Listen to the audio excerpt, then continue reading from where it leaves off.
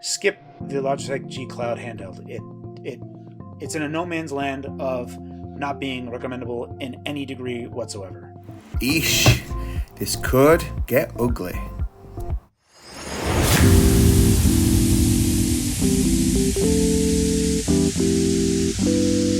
I was really on the fence about getting the Logitech G Cloud gaming handheld that just launched here in the UK due to some pretty damning reviews, including the famous G stands for garbage review by our favourite tech hero, the Phawx.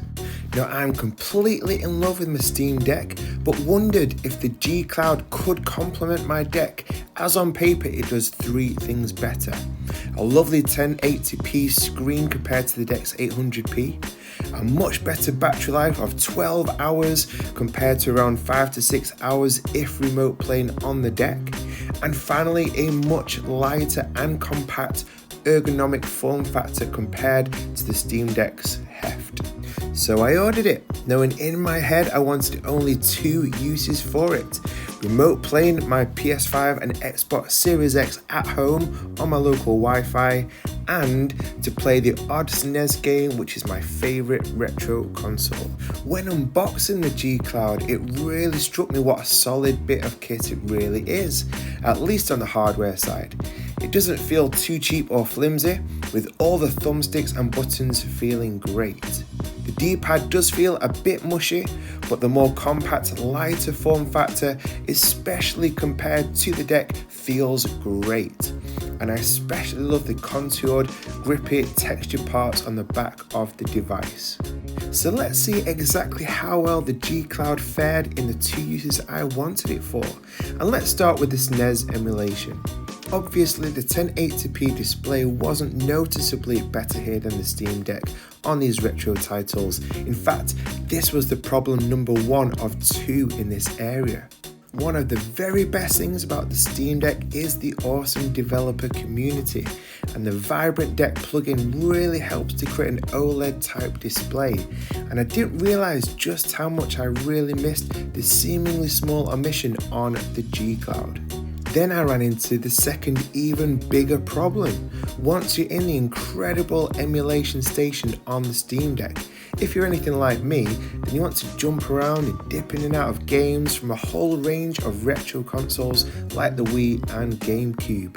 However, the G Cloud struggles to emulate anything above the most retro consoles like the SNES and Mega Drive, and this was when I unfortunately started to really feel the limitations of the G Cloud. Okay, so let's look at the second and main reason: local remote play from my Xbox and PS5. The first problem I encountered was that the official PS Remote Play app doesn't even work with the G Cloud's hardware controllers. So you have to buy a third-party, unofficial one from the Play Store for $5 called PS Play to even get started. But undeterred, I carried on, and I was expecting the 1080p display to really make the games pop out against the Steam Deck's still very good but 800p display. And yeah, I was pretty underwhelmed to say the least. Of course, a big factor is having good Wi-Fi, and we're really fortunate to have 350 megabyte broadband and a great router. And in my eyes, the remote play on the Steam Deck using incredible green lights for Xbox and Chiaki for Deck for the PS5 just looked slightly crisper and more smoother than on the G Cloud. I think the big factor in all of this is that while cloud gaming and remote play is a great concept, the technology just isn't quite ready yet, which results in artifacting, blurriness, and input lag at times too. With all of this proving that games just run so much better natively installed to a device.